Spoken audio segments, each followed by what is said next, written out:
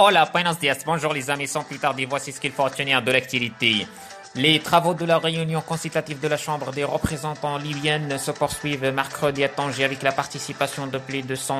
députés représentant les différents courants politiques et zones géographiques de la Libye. Après l'ouverture officielle la veille de cette réunion consultative en présence des ministres des Affaires étrangères, de la coopération africaine et des Marocains résidant à l'étranger, Nassar Bourita, les membres de la Chambre des représentants libyens se penchent sur les consultations pour unifier les différents groupes à l'institution législative élue en Libye de manière à mettre fin aux divisions internes et à relever les défis relatifs aux prochaines échéances politiques. Par ailleurs, cette réunion consultative devrait déboucher sur un consensus concernant la date et le lieu de la tenue d'une session officielle de la Chambre des représentants sur le territoire libyen et la détermination de son ordre du jour. L'unification des positions et des visions concernant les résultats des dialogues politiques libyens, l'appui des accords conclus à Bousneka concernant les postes de souveraineté et la réhabilitation de la Chambre pour qu'elle joue pleinement son rôle au cours de la période à venir.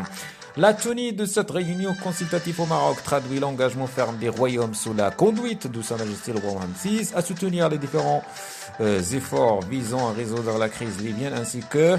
la conviction du Maroc que l'approfondissement des consultations et des dialogues interlibyens constitue la voie la plus efficace pour réaliser la stabilité et le développement et le meilleur moyen pour faire face aux défis sécuritaires et aux aspects négatifs ayant accompagné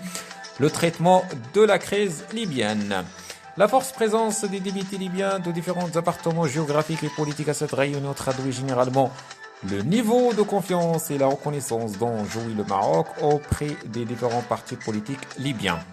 Cette réunion consultative de la Chambre des représentants libyenne vient s'ajouter aux rencontres interlibyennes organisées au Maroc visant à soutenir une solution politique à la crise libyenne, à commencer par le dialogue politique qui a abouti à la conclusion de l'accord de Srerat, puis les sessions des dialogues interlibyens tenues à Bousneka. C'est la fin de ce point de l'activité. Merci les amis, je vous souhaite une excellente journée.